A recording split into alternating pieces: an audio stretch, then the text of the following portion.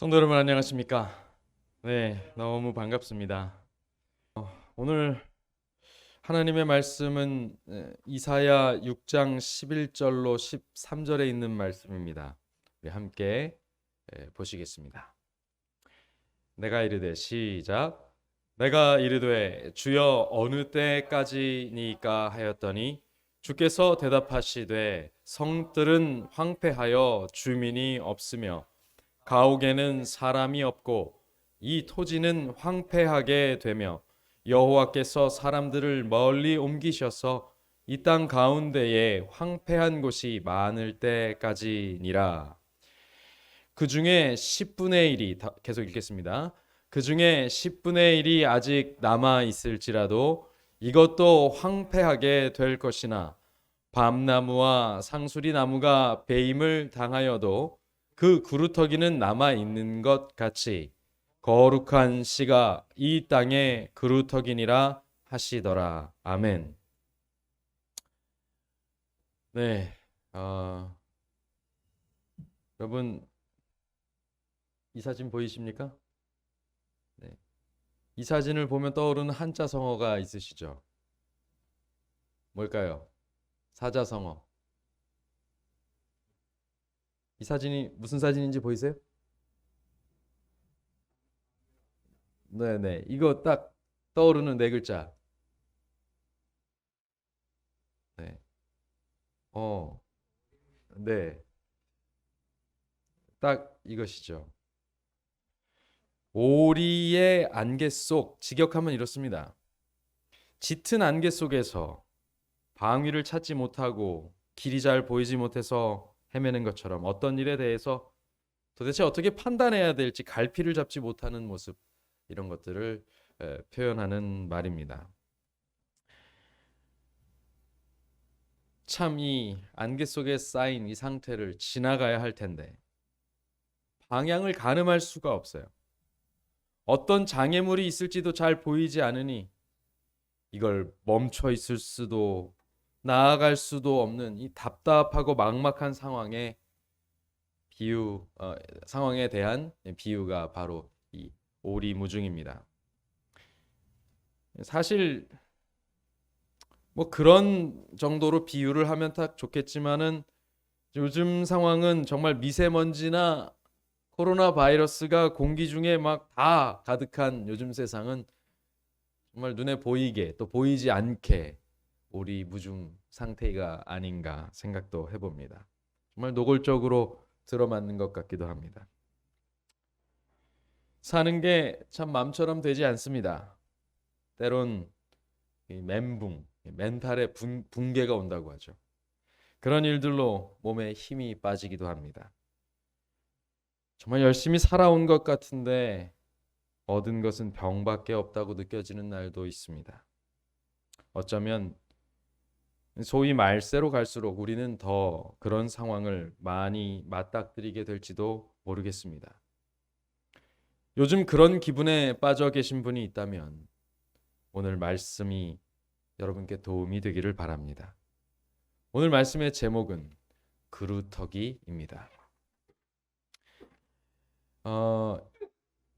이사야 6장은 왕의 죽음으로 시작을 합니다. 그것도 52년이라는 긴 기간을 통치했던 왕 우시야의 비극적 혹은 초라한 죽음이었습니다.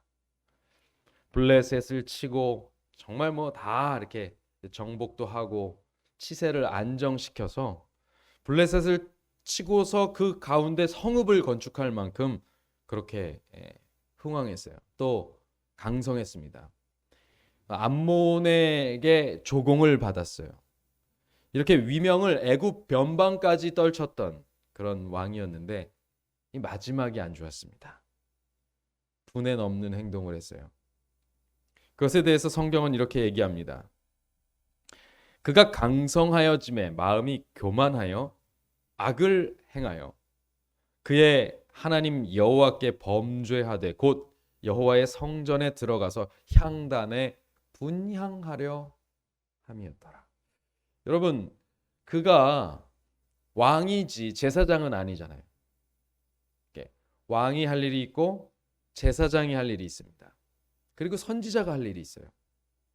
근데 특별히 제사장만 할 수 있는 일, 그것이 무엇이냐면 바로 분향하는 일입니다. 예배의 처, 그 하나님 예배하는 그 처소에서, 바로 성소에서 분향하는 것은 누구만 할 수 있냐면 바로 제사장만의 임무였습니다. 또 특권이었죠. 그 결과 그는 제사장들에 대해서 책망을 듣게 됩니다. 이 분향하는 걸 자기가 직접 하고 싶었어요. 그랬더니 제사장들 중에 몇이 나와서, 이러시면 안 됩니다. 왕이시여, 할 수 있는, 우리가 왕을 존경하지만 왕으로서 하실 수 있는 일과 하실 수 없는 일이 있습니다. 이것은 왕으로서 하실 수 없는 일입니다. 이것은 하나님 앞에 특별히 구별된 사람들만 할 수 있는 일입니다. 이 구별된 것은 사람의 힘으로 구별된 것이 아니고 하나님께서 구별하신 것이기 때문에 이것은 사람의 마음대로 할 수 있는 일이 아닙니다. 그런데 이를 거절하고 분향을 강행하려고 합니다. 그래서 분향단을 들고 분향을 하려고 하는 순간 이마로부터 문둥병이 시작됐습니다. 그 즉시 제사장들이 그를 싸서 바로 밖으로 빼게 되죠. 이건 이제 더 이상 어명이다, 놔둬라, 내가 끝까지 할 것이다 할 수 있는 말을 할 수 있는 수준이 안 됐어요. 그의 몸에 분명한 증거가 드러나 버렸습니다. 문둥병이 피어났어요. 여러분, 문둥병은 우리가 흔히 이제 한센병이라고도 부르는데 조금 다릅니다. 전염성이 있는 것과 없는 것의 차이가 좀 있는 것 같아요. 어떻게 이렇게 그 종류별, 그런 종류의 병들이 조금씩 다 차이가 있어요. 그런데 어쨌든 그 문둥병을 그냥 대표적으로 말하면 내가 살아있고 숨이 붙어 있는데 죽은 사람처럼 살이 썩어가는 것입니다. 살에 피는 곰팡이에요. 미생물들이 내 살을 분해시키는 것입니다. 그래서 왕의 몸에 분명하게 문둥병의 징후가 나타나요. 무르고 짓무르거나 하얗게 피어나거나 그런 일이 벌어지게 되는 것입니다. 그 즉시 왕은 왕궁에도 이제 살지 못하고 바로 별궁으로 보내집니다. 그리고 그때 이후로 그의 아들이 왕위를 물려받고 그때부터 별궁에서 쓸쓸하게 지내다 이제 결국 죽음을 맞게 되죠.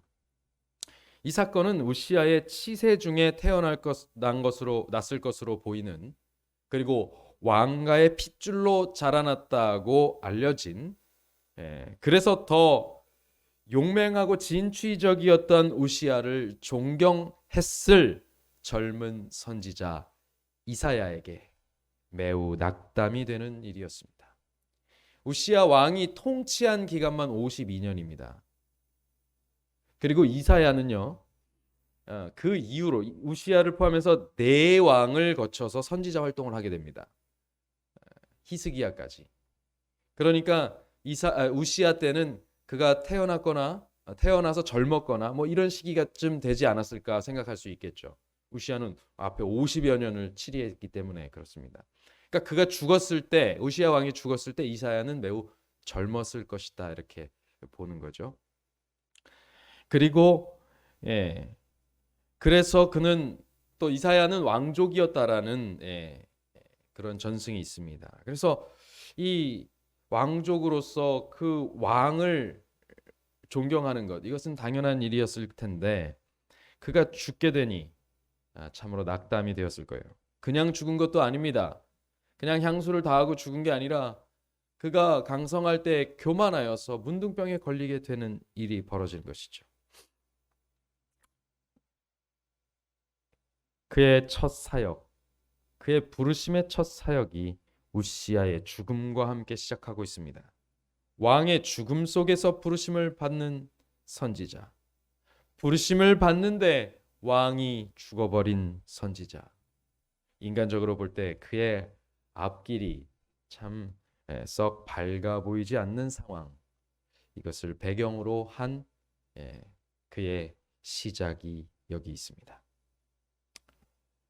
그러나 인간의 왕은 죽었을지언정 하늘의 왕은 살아계셨습니다. 그는 그 즉시 하나님께서 보여주시는 이상을 보게 되는데 인간의 왕이 죽던 그 해에 하늘의 왕이 계시는 보좌를 보게 되는 것입니다. 이것은 어떤 의미를 가지고 있을까요? 정확히 말하면 이 이상은 보좌를 본 것이 아니라 보좌에 앉으신 살아계신 왕을 본 것입니다. 그러니까 이 이상의 의미는 탁월했으나 초라한 모습으로 죽어간 이스라엘 왕의 죽음 가운데서도 여전히 이스라엘뿐만 아니라 온 우주의 통치자로서 계시는 하늘 왕의 건재하심을 드러내는 의미를 가지고 있는 것입니다. 인간의 계산이나 언어로 따져볼 수도 형언할 수도 없는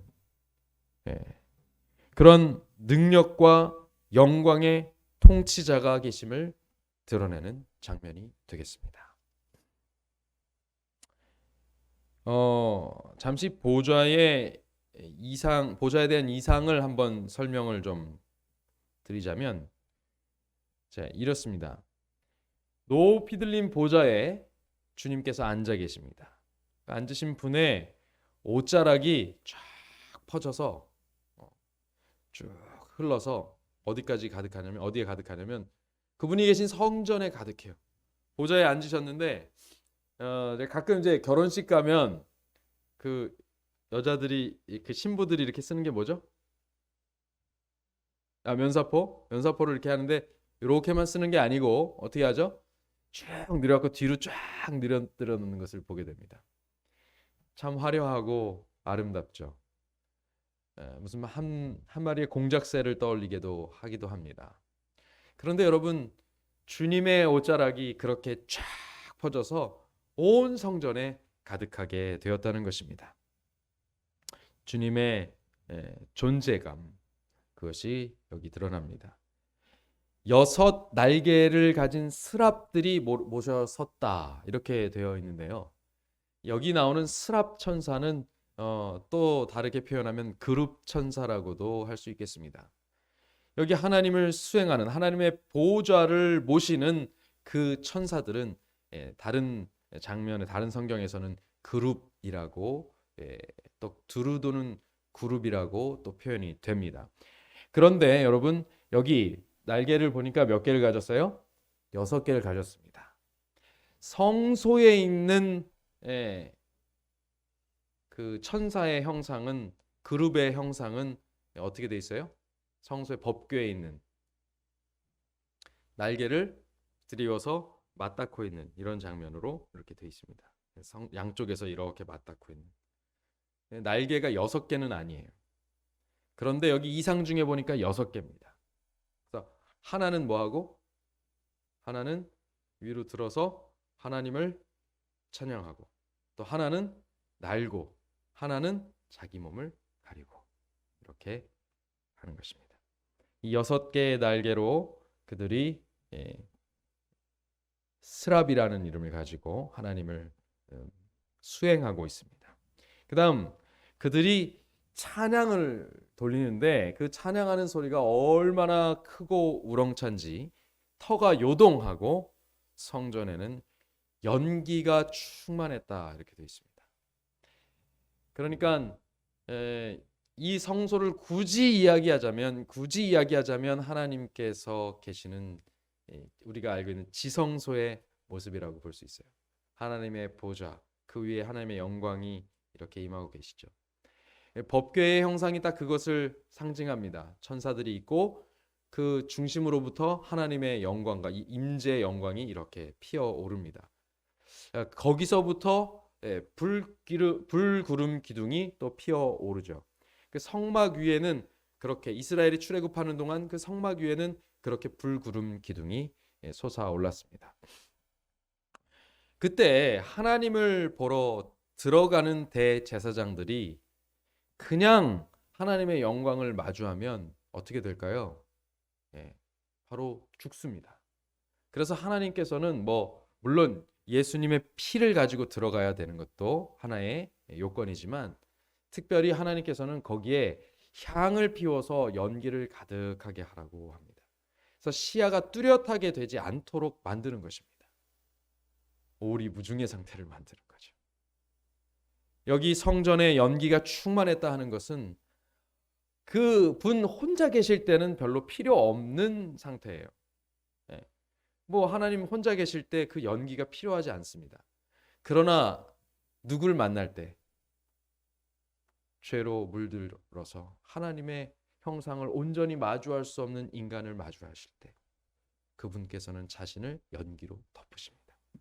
인간을 만나러 오시는 장면이죠. 어쩌면 이사야는 이상 중에 그분을 보았다고 하지만 그러나 하나님께서는 그 인간을 만나러 그 시간 내려오신 것이죠.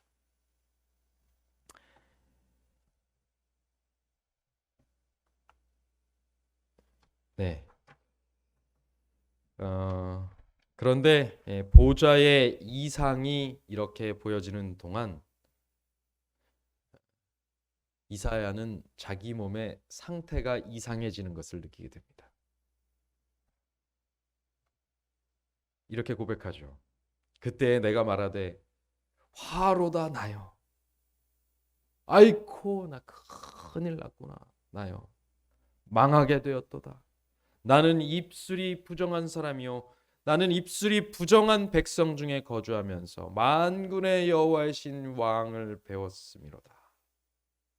내가 입술이 부정한데 내가 입술이 부정한 백성 중에 거하는 자인데 내가 여호와를 배웠도다. 나는 이제 죽게 되었도다. 여러분 성전의 연기가 자욱할 때 그는 앞을 볼 수 없습니다. 그는 여호와의 형상을 뚜렷하게 볼 수 없어요. 이것도 오리무중의 상태입니다. 그런데요, 강성할수록 교만해졌던 우시야. 그래서 그가 도대체 할 일이 이것인지 저것인지 분간하지 못하고 있었던 우시야의 시야 역시도 오리무중 상태였습니다. 그렇다면 그가 취해야 될 태도는 무엇이었냐면 겸손이었어요. 그런데 여기 대조적으로 이 선지자 이사야가 자신의 겸손을 드러내고 있는 장면이 여기 나오는 것입니다. 나는 죽게 되었구나. 내가 감히 여호와를 마주하다니. 이것은 제사장이나 하는 일인 것인데, 이것은 내가 할 수 없는 일인 것인데, 입술이 부정한 나는 할 수 없는 일인 것인데 하나님이 내게 자신을 보이셨다. 나는 이제 죽게 되었구나. 참 대조적으로 그 영광스러운 장면을 목도하면서 자신의 부정을 주목하는 것입니다. 자신의 부족과 자신의 결핍을 보는 것입니다. 자신의 추악함을 보는 것이죠. 여러분 우리가 거룩한 것에 가까이 갈수록 또 교회 생활에 익숙해지고 많은 인맥이 생기고 교회 기독교 문화에 익숙해지고 할수록 또 지도자의 자리에 오를수록 그래서 목소리에 힘이 생길수록 교만하여지는 인생들이 많이 있습니다. 저도 많이 보았습니다. 크게는 교단의 지도자들의 모습 속에서도 그렇겠지만 오늘 본문은 우리가 주목해야 할 것을 강조해 주는데 무엇을 말하냐면 이 세상 중에 있는 어떤 지도자들의 모습뿐만이 아니라 물론 그들은 세우심을 입은 자들이고 또 중요한 직무를 수행하는 자들이지만 그들 역시도 죽음 앞에서 무력한 한 인생일 뿐이라는 것이죠. 우리의 희망이나 표준이 될 수 없습니다. 그래서 그들의 모습도 물론 우리가 중요하게 생각해야겠지만은 그러나 우리는 오늘 우리 자신들의 모습을 보아야 하는 것입니다. 하나님 앞에 설 수 있는 모습들인가?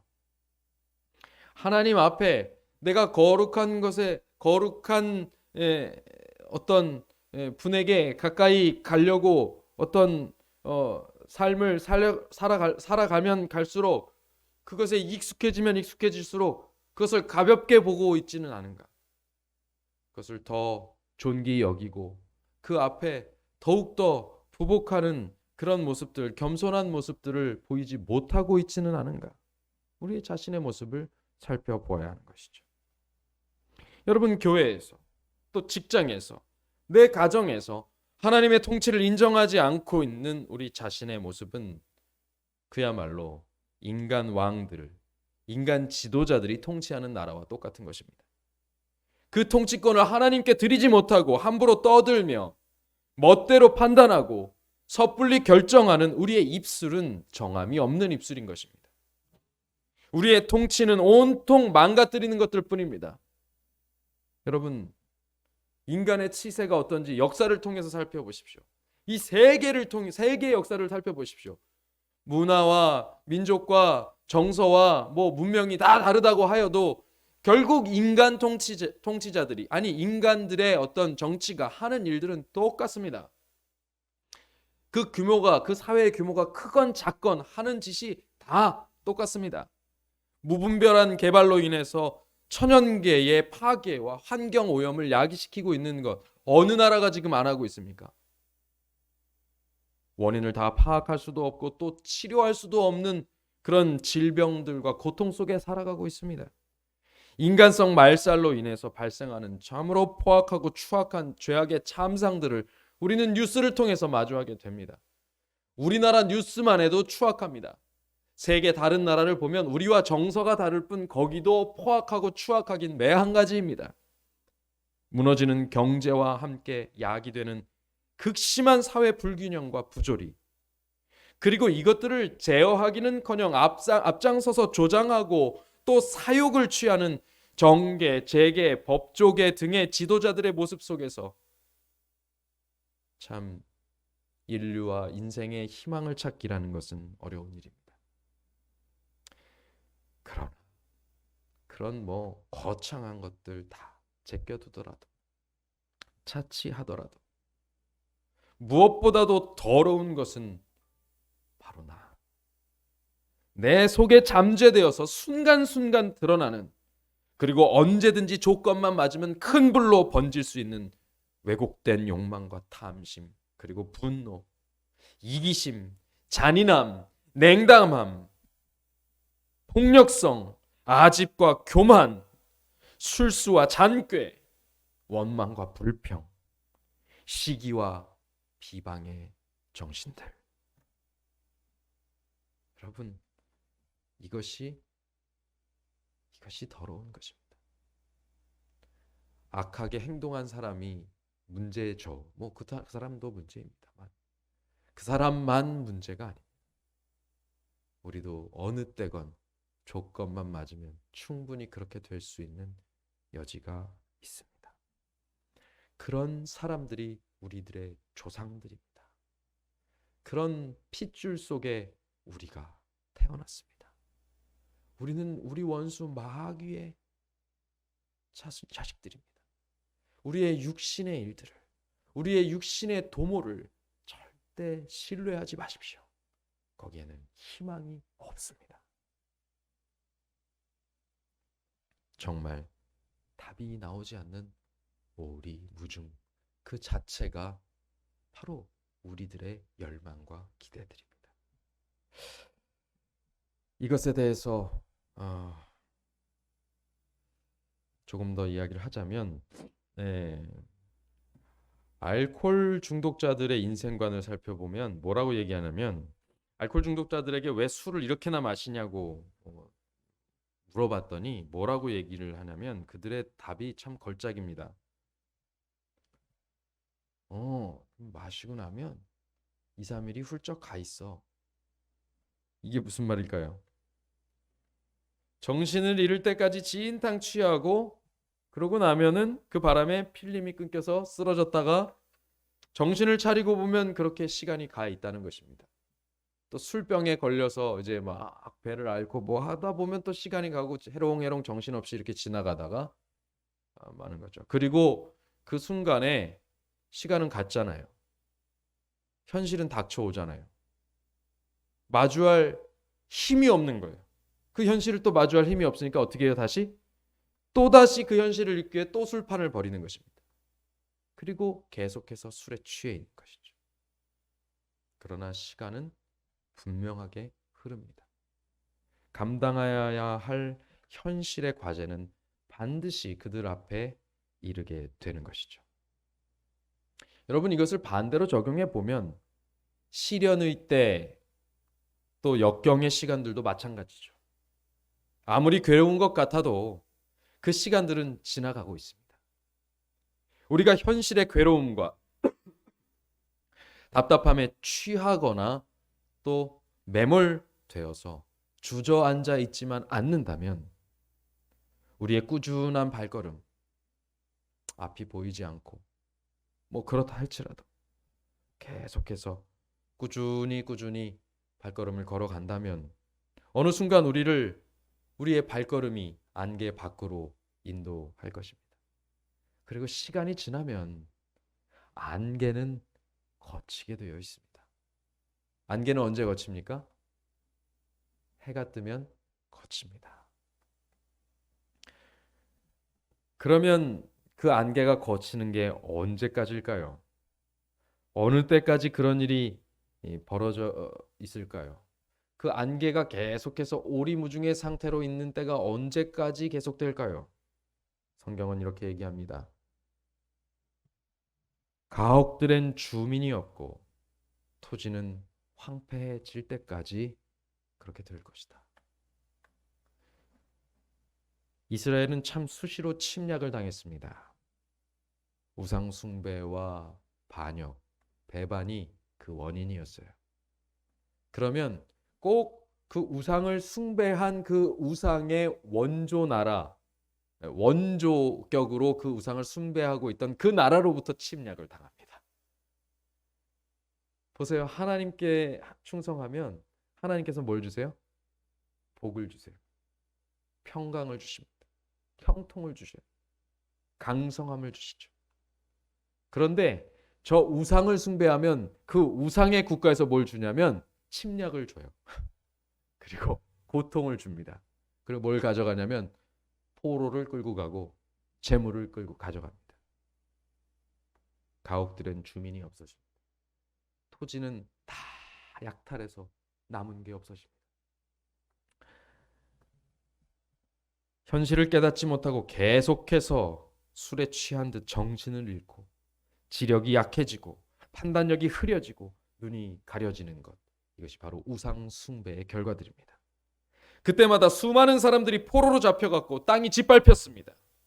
그렇게나 매를 맞아도 정신을 차리지 못하고 그 흉터 위에 또 다른 상처를 계속해서 덧씌우던 백성들은 이제 더 잡혀갈 사람도 없고 짓밟힐 땅도 소유할 수 없을 때까지 흩어지고 쫓겨날 것이라고 말씀하고 있는 것입니다. 여러분, 이쯤 되면 이스라엘이 없어지지 않는 것이 도리어 이상한 상황이 발생하는 것이죠. 여러분, 이쯤 되면 이스라엘이라는 이름이 없어져야 돼요. 그죠?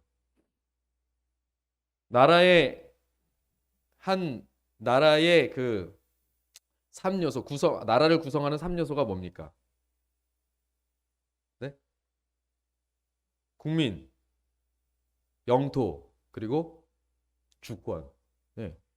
이게 온전한 나라예요. 주권을 빼앗기면 이것은 온전한 나라가 못 되는 것입니다. 한 나라의 식민지로서 그냥 전락하죠.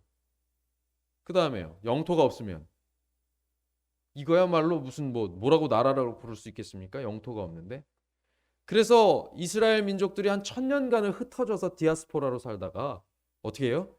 그 팔레스타인 지역으로 확 집결해갖고 급하게 나라를 구성하는 것이죠. 그래갖고 지금 아직도 팔레스타인에는 분쟁이 끊이지 않고 있는 거 아니겠습니까? 그리고 마지막으로 뭐죠? 국민이 있어야 돼요. 국민이 없는데 어떻게 나라가 구성되겠습니까? 여러분, 국민은 어떻게 구성이 되는 거예요? 한 뜻으로, 때로는 한 핏줄로, 한 정신으로 모아진 사람들, 한 법 안에 있는 사람들입니다. 그래서 로마에 가면 로마법을 따르라는 말이 그냥 나온 게 아니고요. 보통의 나라들이 한 법치 안에 이렇게 있으려고 해요. 그 바운더리가 그렇습니다. 그래서 그 조직에 그 나라에 소속이 되려면 그 나라가 가지고 있는 규칙과 법률을 지켜야 되는 것이죠. 그것이 그 백성이 된 책임입니다. 그래서 출애굽 당시에 하나님께서 이스라엘 백성들을 홍해를 건너서 이끌고 오시면서 시내산에 딱 첫 정착을 하시면서 제일 먼저 주시는 게 뭐예요? 십계명이에요. 하나님의 법을 먼저 주셔야지 그들이 그 나라의 백성이 되는 것이기 때문에 그렇습니다. 굉장히 중요한 요건이에요. 하나님께서 나라를 구성하시는 방법이 보이십니까? 당신의 나라를 만드시기 위해서 당신의 백성을 이끄시고 그 백성을 한 뜻, 한 법 안에 모으시고 그리고 그들을 영토를 그들에게 주시면서 그 나라의 주권을 그들이 갖기 위해서 제대로 소유하기 위해서 그 주권을 빼앗기지 않을 어디에 두시는 거예요? 당신 자신께 두시는 거예요. 이 이스라엘의 주권은 그 어디에도 뺏길 수 없는 주권이었던 거죠. 그들이 누구만 섬길 수 있으면, 하나님만 섬길 수 있으면, 그들이 하나님을 섬기려 하는 마음만 가지면 그들의 주권은 절대로 빼앗길 수 없는 것이었는데 지금 우상 숭배에 빠졌기 때문에 그들의 주권이 침탈당하는 것입니다. 그들의 백성이 빼앗기는 것이고 그들의 땅이 짓밟히는 거예요. 그들이 그 사실을 계속해서 반복적으로 하나님께서 요청하고 호소하고 계신데도 불구하고 매를 더 맞으려고 계속해서 그 짓거리를 반복하고 있는 것입니다. 그러니까 이스라엘이 없어지지 않는 것이 너무나도 이상스러운 상황이에요. 지금 그들이 가장 먼저 주권을 잃어버렸어요. 그 주권을 누구에게로 돌렸어요? 우상에게로 돌렸어요. 그들의 주권이 여호와께 있는데, 그리고 적어도 그들이 그 땅에서 세운 그 왕은 하나님께 온전히 연결되어 있어야 되는데 그러지 못한 시간들이 길었죠. 그러나 나무를 베고 나면 거기에 그루터기가 남죠.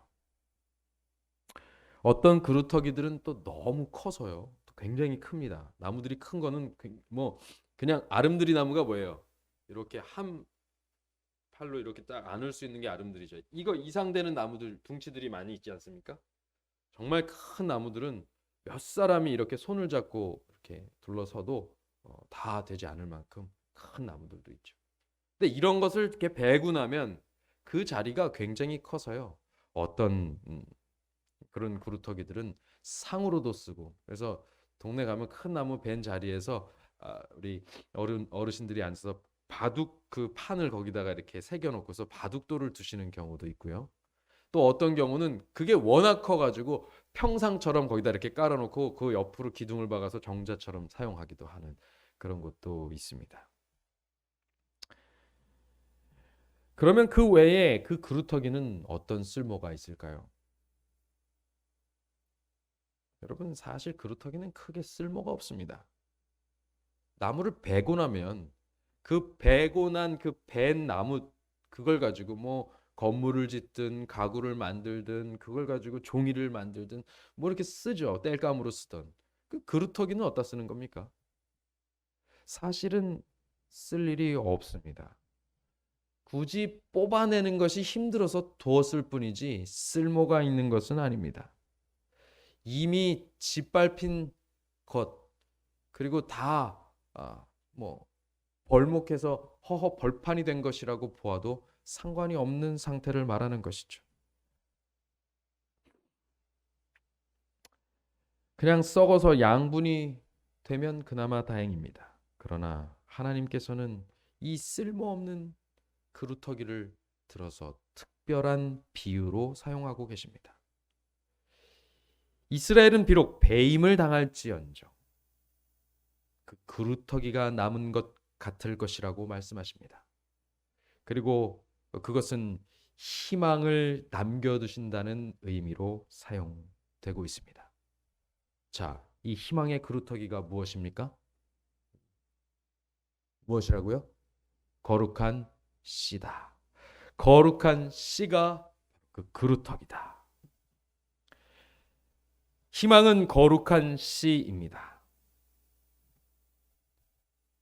성경 함께 보실까요? 함께 읽겠습니다. 시작. 그날에 이새의 뿌리에서 한 싹이 나서 만민의 기치로 설 것이요 열방이 그에게로 돌아오리니 그가 거한 곳이 영화로우리라. 이 기치라는 말은요, 네스라는 단어입니다. 이것은 여호와 니시라고 하는 단어에 사용된 단어입니다. 뭐죠? 깃발. 여호와는 나의 깃발 할 때 여호와 니시라는 단어를 사용하죠. 네스, 기치, 깃발입니다. 이 단어가 기치라고 번역되어서 사용된 것은 이사야의 9번이 유일합니다. 다른 데는 뭐 깃발이나 다른 단어로 쓰였어요. 뭐 구약에 총 한 20번 남짓 나옵니다. 그런데 그 중에 9번이 이사야에만 나옵니다. 유다의 깃발, 여호와의 깃발. 여호와의 깃발을, 군대의 깃발을 제일 선봉에서 들고 가는 데가 어디예요? 유다입니다. 유다. 그것을 들고 가는 것이죠. 그 유다 족속 가운데 누가 있냐면 이새가 있어요. 이새의 뿌리에서 누가 납니까? 누가 나요? 다윗이 나죠. 다윗의 뿌리를 타고 누가 나오십니까? 한 싹, 예수 그리스도께서 나시는 것입니다.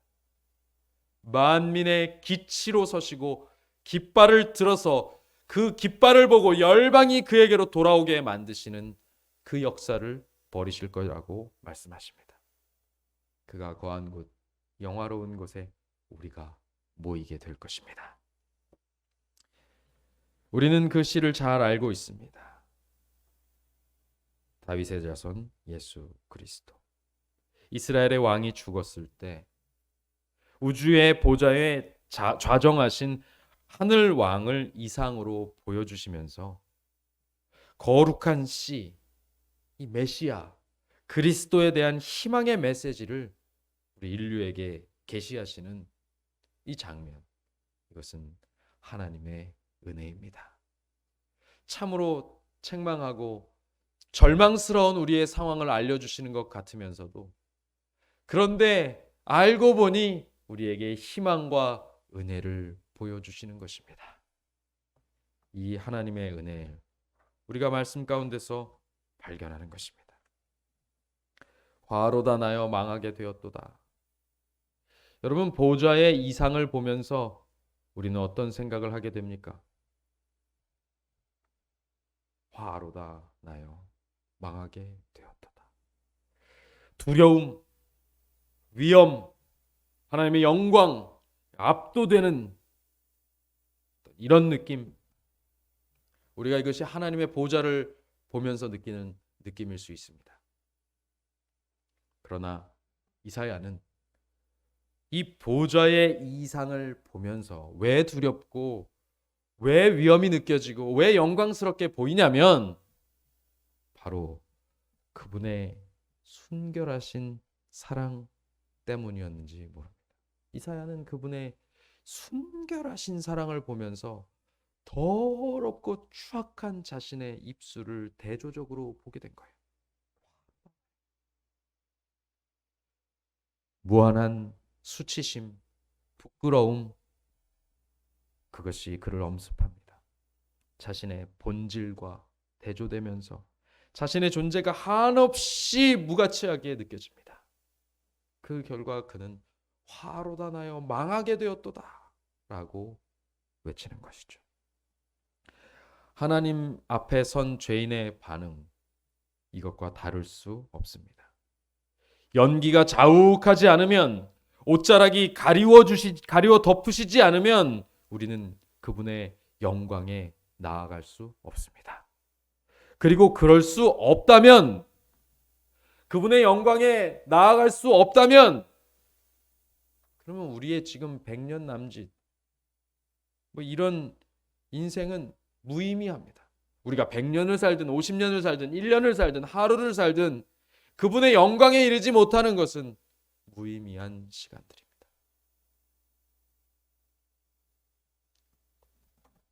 그러나 천사 중 하나가 그러한 이사야를 찾아와 제단에서 핀 숯을 가지고 그의 입술에 대며 그를 속죄하고 있습니다. 그의 죄가 사하여졌다라고 선포합니다. 그러자 상황이 완전히 달라집니다. 그가 그 이후 갑자기 사명자로 등장합니다. 그가 세우심을 입는 장면, 이사야가 제대로 선지자로서 세우심을 입는 장면이 바로 이 장면이 아닌가.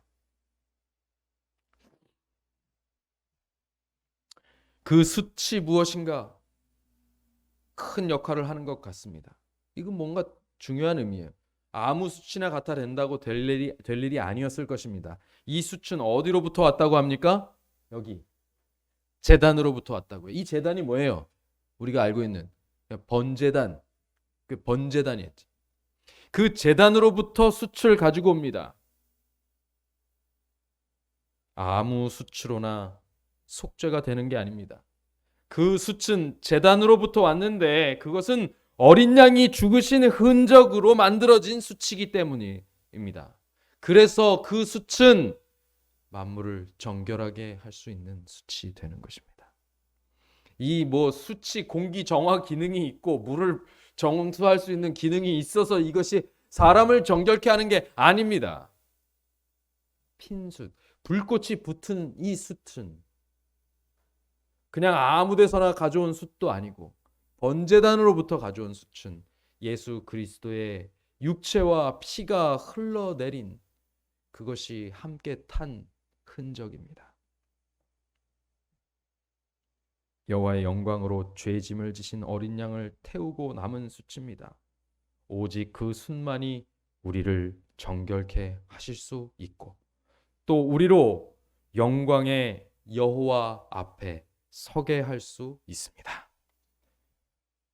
이때 주님의 목소리가 들립니다. 가만히 보니 우리가 주 앞에 선 게 아니고요. 하나님께서 우리를 붙들어 세우시는 거예요. 지금 보니까 우리를 찾아오셔서 우리를 붙들어 세우시는 거예요. 우리가 이상을 보는 것 같지만 하나님께서 우리에게 나타나서 보여주시는 거예요. 우리가 스스로 뭘 해갖고 서오는 게 아닙니다. 우리는 그 형상을 바라보는 순간 그저 엎드려서 망하게 되었다라고 말할 수밖에 없는 형편들이에요. 다 그런 존재들입니다. 그런데 우리 입에 숯을 대시고 우리를 정결케 하셔서 세우시는 거예요. 이사야를 세우시기 위해서 주님께서 당신의 죽음으로 속죄하시고 또 복음의 씨, 희망의 씨가 되셔서 우리의 그루터기로 자리를 잡으시는 것입니다. 우리는 배임을 당한 나무 같은데 그 우리를 들어서 세우시면서 이것이 희망의 그루터기다. 내가 너희와 함께 하겠다. 너희 속에 싹이 나게 하겠다. 이렇게 선포하시는 것입니다. 이 사실이 알려져야 합니다. 이 사실이 먼저 우리 가슴 속에 새겨져야 하며 우리 삶에 분명하게 드러나야 합니다. 그래서 이 사실을 모든 인류가 공유하면서 그 그루터기의 희망을 누리도록 해야만 합니다. 이 일을 위해서 오늘 하나님께서 우리를 불러 세우셨습니다. 부조리하고 거짓된 만국의 땅에서 세상의 지도자와 우리 자신의 판단을 의지하다가 존재를 잃고 기업을 잃는 그 일을 끊어내고 절단해내시는, 잘라내시는 것은 하나님의 은혜입니다. 우리 반역의 나무가 잘라지는 것, 이거 고통스러운 일이지만 이것은 차라리 은혜입니다. 그 은혜를 감사하게 되시기를 바랍니다. 화로다 나여 망하게 되었도다 고백하시기 바랍니다. 그러나 하나님은 우리를 그렇게 그냥 두시지 않고 혹 고통으로 우리에게 임하실지라도 슬픔처럼 쏟아지실지라도 그 끊으심은 절망의 끊으심이 아니다라는 사실을 믿게 되시길 바랍니다. 그의 형벌의 끝에는, 그의 치심의 끝에는, 그가 허락하신 고통의 끝에는 반드시 그루터기가 남아 있습니다. 거룩한 씨, 그리스도께서 우리의 희망이 되십니다. 이제 그 사실을 누리게 되기를 바랍니다. 그리고 전하게 되기를 바랍니다. 시간이 얼마 남지 않았습니다. 세상과 자아의 그 술 취함에서 우리가 깰 때가 되었습니다. 이미 지났습니다. 욕망과 죄악의 죄를 입술에서 제할 때가 되었습니다. 오늘 그분의 보좌를 우리가 보게 되기를 바랍니다. 그분의 그루터기를 보기를 바랍니다. 그리고 우리의 죄를 씻으시는 수채 입술을 대게 대는 경험이 있기를 바랍니다. 그래서 주님께서 내가 누구를 보낼꼬, 누가 우리를 위하여 갈꼬라고 물으실 때 우리 함께 읽겠습니다. 시작. 내가 여기 있나이다, 나를 보내소서라고 외치며 깨어 일어나 전파하는 복음 사역자들이 되시기를 간절히 바라면서 오늘 말씀을 마치겠습니다. 우리